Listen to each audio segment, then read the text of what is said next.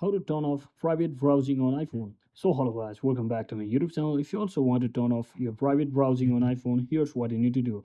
So if you most probably use Safari in case of your iPhone, and as you can see, let me just quickly show you that I've already opened a particular private browsing, that is my private tab over here. So to close it or turn it off, you can basically tap on this page icon right next to the book page over here. So you can just tap on this double square.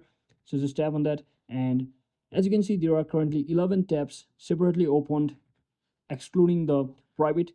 So you can just tap on this private section and you can see there is a cross icon. So just tap on that, and just like that, you have successfully closed the private browsing.